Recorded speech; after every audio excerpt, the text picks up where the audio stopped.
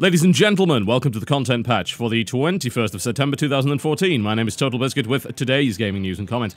Coming up in the show, Double Fine and Spacebase DF-9 under fire for supposedly abandoning their project. All this in the OC Remix track of the day is coming your way right about now. Spacebase DF-9 was one of many games that popped out of Double Fine's Amnesia Fortnight, in which the company stops what it's doing, splits into small teams, and comes up with ideas for games. These games, at least in some situations, are then developed into full products. Spacebase DF-9 promised to be a space station simulator, with elements from games such as Space Station 13 and Dwarf Fortress, a very sandboxy, almost disaster simulator, as I like to call Dwarf Fortress. The fun is, of course, in how you die, not indeed how you live. But whatever the case, it entered early access around 11 months ago, and the announcement was made this month that the game would make a rather large leap from the 0.6 alpha build that it's currently in to the 1.0 release build, at which point the source code for the game would be released, allowing potentially far-ranging mods that add content, new features, and change some fundamental game behaviors. As a direct quote from the DF9 website. In that post, they also announced that development would essentially cease at that point. Quote, "We'll of course be sticking around a bit for bug fixing and support, but any new content for the game will now be in your hands. We're eager to see what people do with this game."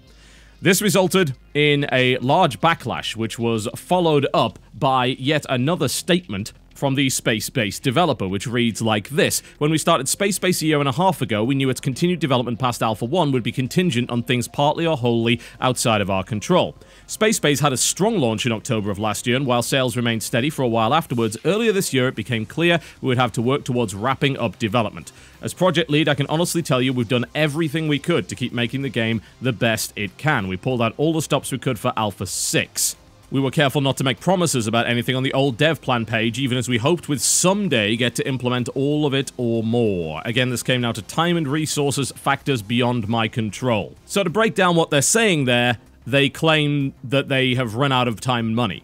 I mean, we're talking about factors beyond our control when it comes to time and resources, right? I mean, how else could you possibly interpret that? So they don't have enough money to continue development. Either that or they're needed on another project, and Double Fine as a whole has said, "Alright, wrap this up, you're done." This has resulted in a fairly predictable and, in my opinion, quite justifiable backlash from those that paid money for the title, who have been complaining about many missing features for a very long time. Many have been quick to bring up a quote from the developer that said, a little while ago, "Double Fine is not a random fly-by-night indie dev, and we are not going to silently pull the plug on Spacebase or any other in-development project. Doing so would be disastrous for our reputation and would kill us emotionally."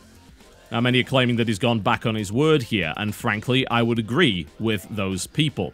Jumping all the way up from Alpha 6 all the way up to 1.0 and then saying, "Look, we're pretty much done with it," is not only very difficult to interpret as anything other than a complete abandonment of the project, but it's also a little bit ridiculous in the current development environment, where it's extremely rare that a game is left to its own devices after 1.0. Indeed, many games are updated with huge numbers of features after the fact because companies realize that, one, their game probably isn't perfect, and two, based on whether or not they're able to get sales, they may be able to update the game and continue the long tail of sales through a series of content updates. And this is a very good business model that, surprisingly enough, is actually extremely prevalent on the mobile platforms. One of the things that I think iOS actually does very well with the App Store, and that's very few things that I feel it actually does well, is an emphasis on content updates to give you more search ranking, to push you right back into the spotlight, and that encourages continued development on the title. Now, it seems like they've engaged in a similar thing, but they've done it through the Early Access program. So instead of offering a complete game at the start and then adding more content later on, they offered an incomplete game and are now saying, well, once we get up to 1.0, we feel this is complete, we're leaving it in your hands, and then we're pretty much done. Some other users have also pointed to a large feature list, which is apparently nowhere to be seen. Indeed, the page itself, Spacebase DF9/dev plans, was gutted of all of its content very recently and replaced with a short message stating that Spacebase's 1.0 release will be its final major update. With some bug fixing work, we're adding goals in a tutorial mode.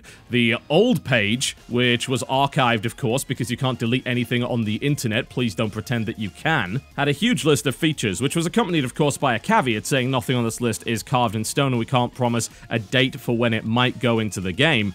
But it seems like there's an awful lot of stuff here that they really, really wanted to do, and by the looks of it, were unable to put in at all. Now, as to whether or not the game is in a playable state and whether or not it'll be worth your time when it hits 1.0, that is something that I will, of course, judge when it hits 1.0, and I imagine that other outlets will also review the title. But in general, it seems that people are not happy at all as a result of this decision. And can you actually blame them? I think this is probably one of the largest high-profile examples of an early access game being kicked out to release 1.0 status and then simply abandoned. But it's certainly not the only one, and this particular move is very reminiscent of the title Towns, which was actually put in an earlier program by the name of Desura Alpha Funding, eventually ended up on Steam after going through green light, and then was never completed. The game was met, for the most part, with derision because it was lacking in key features and content. And strangely enough, it was also a sort of Dwarf Fortress light style game, a sandbox if you will, that was reliant on those features and that depth being in there, and it seems to have completely and totally failed in that regard. Spacebase DF-9, however, was backed by a large and storied developer with a heavy-hitting reputation, and yet, as of late, Double Fine seems to be engaging in behavior that indicates to me they're incapable of managing the business side of things when it comes to developing video games. The most obvious example of that would of course be Broken Age, one of the biggest Kickstarter successes of all time when it came to gaming, and yet despite earning almost 10 times, or indeed perhaps because it earned almost 10 times its goal, the project ballooned out of proportion and ended up being released incomplete, and half a game being sold in order to fund the other half, which should have of course all been funded by the Kickstarter itself. But it goes back even further than that. I think a lot of us have a great deal of respect for Tim Schafer, and rightfully so, because he is the story developer behind games such as Grim Fandango. It's hard really to touch Tim Schafer because frankly he's something of a sacred cow in the industry, having developed some absolute cult classics. However, I remember an instance back in 2010 where Bobby Kotick, the CEO of Activision, got into a bit of a spat with Tim Schafer himself, and this was reported on various websites, and I'll put links in the description below this video. Now, many of us, unsurprisingly, because at this point we believe that Bobby Kotick was essentially Satan in human form, sided with Tim Schafer and dismissed what Bobby Kotick had to say, but let's have a look at what Bobby Kotick actually said. This is, of course, a quote from 2010 in September of that year. "I've never met him in my life. I've never had anything to do with him." This is in regards to Schafer. "I never had any involvement in the Vivendi project that they were doing, Brutal Legend. Other than that, I was in one meeting where the guys looked at it and said, he's late, he's missed every milestone, he's overspent the budget, and it doesn't seem like a good game. We're going to cancel it." And you know what? That seemed like a sensible thing to do, and it turns out he was late. He missed every milestone, and the game was not a particularly good game. Now, I disagree with him on the subject of Brutal Legend, but then again, I'm fairly outspoken on Brutal Legend. A lot of people didn't like it. I personally saw it as the spiritual metal successor to Sacrifice that I never had, so I was willing to put up with some fairly questionable design decisions in that title. But looking back at it, it's hard to ignore what Kotick actually said there, and it's in fact quite surprising that a CEO of a huge publisher would actually be that candid. I think he knew he was putting himself in the line of fire by saying anything negative about Tim Schafer, especially in 2010, and Tim Schafer was viewed as the plucky and talented underdog being crushed under the heel of corporate abuse. And I will freely admit that I indulged in that very idea. And yet, compared to 2014, where we have one very incomplete over-budget game, and we now have Spacebase DF-9, which asked for early access funding and is evidently going to be released woefully incomplete, I have to wonder just how much truth there really was to that. Now, of course, it goes a little bit deeper than that, because Spacebase DF-9 was not merely funded by early access, absolutely not. It received $400,000 of investment funds. It wasn't all from Indie Fund, though. So here's the quote from the Indie Fund website. "Spacebase required $400,000 to develop, so it would have been unwise for Indie Fund to go it alone. So we asked some folks we know if they'd be willing to join this experiment. Indie Fund ended up putting $75,000 into the project. And Humble Bundle, Hemisphere Games, Maycall, App Above Games, Adam Saltzman, The Behemoth, Morgan Webb, and Rob Reed put in the rest. Spacebase DF-9 recouped the entire $400,000 investment 2 weeks from the date. 85% of the revenue came in via Steam Early Access, and the other 15% via direct sales. So, I suppose congratulations are in order to those who invested. They got their money back. And where did that money come from? Guess what? It came from consumers who, as usual, are asked to foot the bill for such affairs. Early access has really changed the dynamic of cancelled video games, hasn't it? Because back in the day, what would happen is investors would take the risk, and if a game was cancelled, the investors would lose out, and then, of course, the investors would go to the company to try and recoup what they could. But at the end of the day, investment has a set of benefits. You expect to make money back from it, and you assume a certain degree of risk as a direct result of that. But what we now have is what is essentially a micro-investment economy with none of the protections and none of the benefits, and the investment has been moved to the consumer.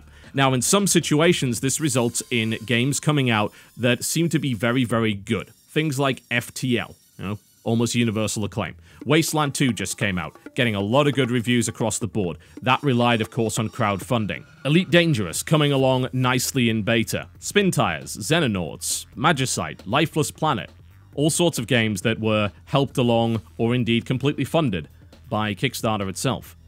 It can result in great things coming, but it can also result in absolute disasters.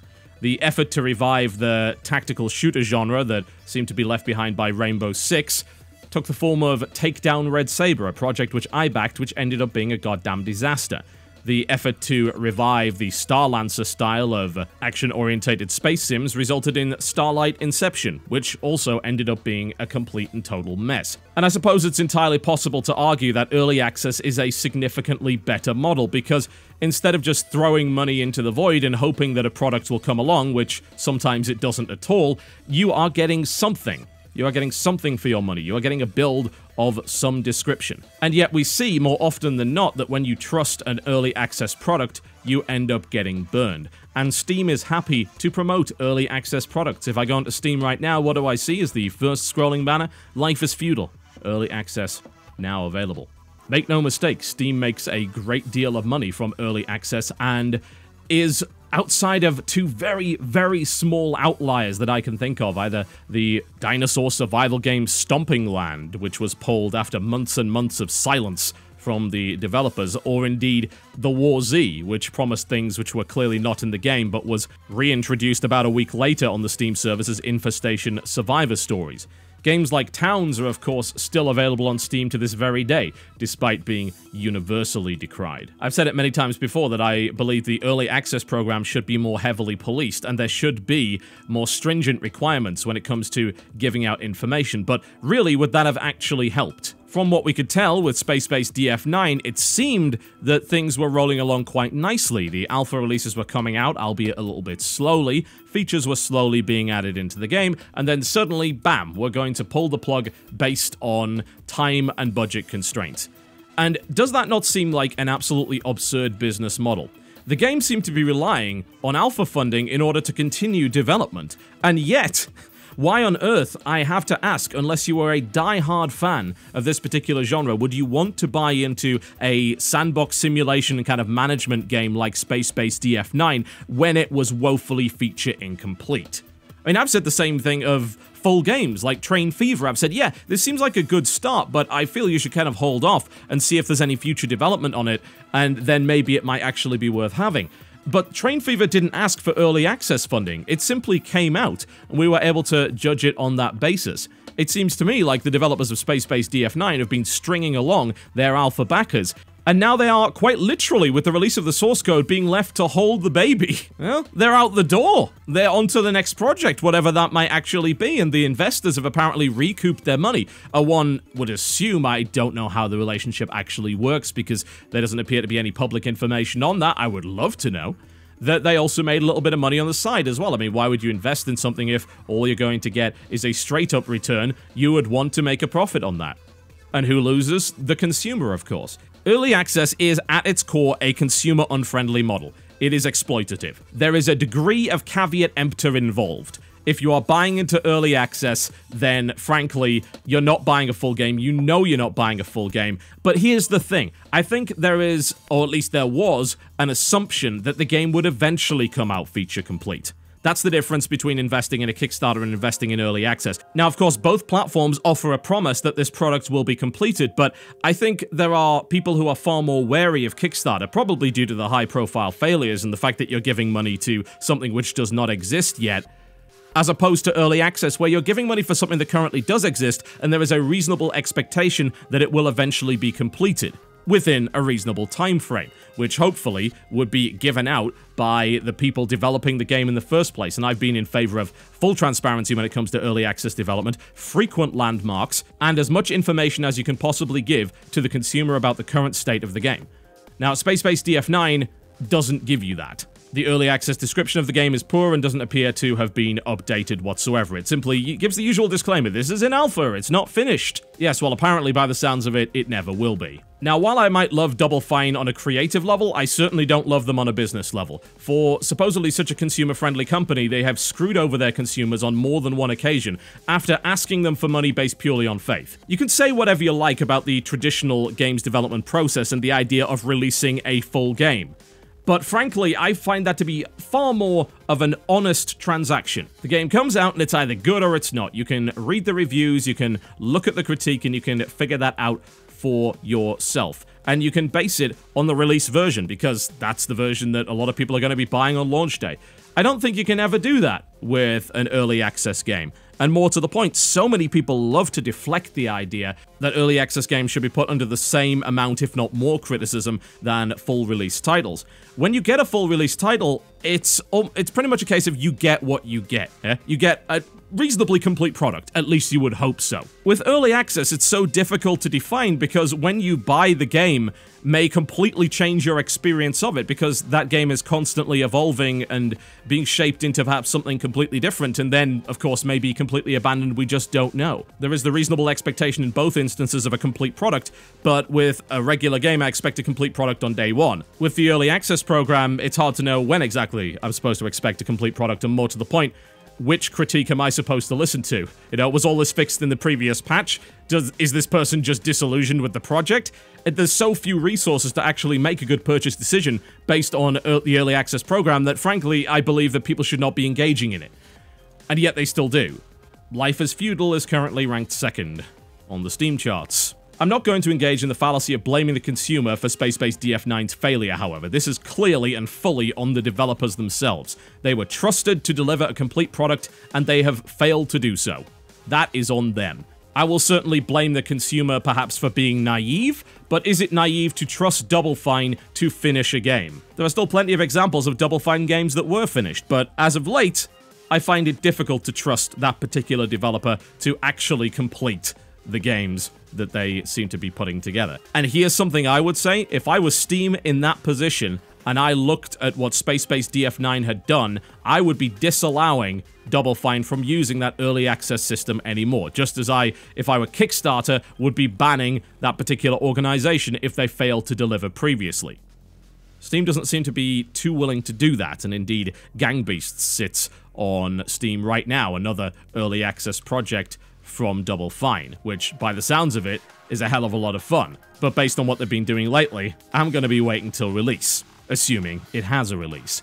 Alright folks, that's me done for the day. Thank you very much for watching the content patch, but before I go, I'd like to give you the OC Remix track of the day. About a week or so ago was the 7th anniversary of the Voices of the Lifestream album, which was of course a reinterpretation of Final Fantasy VII brought to you by OC Remix, and as a result I'm going to play for you the first track from that album. It goes by the name of Deliverance of the Heart, and it is a collaboration between Zircon and Jillian Aversa. In my opinion, it is quite the thing indeed. I hope you enjoy it, and of course you can download it for free in the description below this video. I'll see you next time.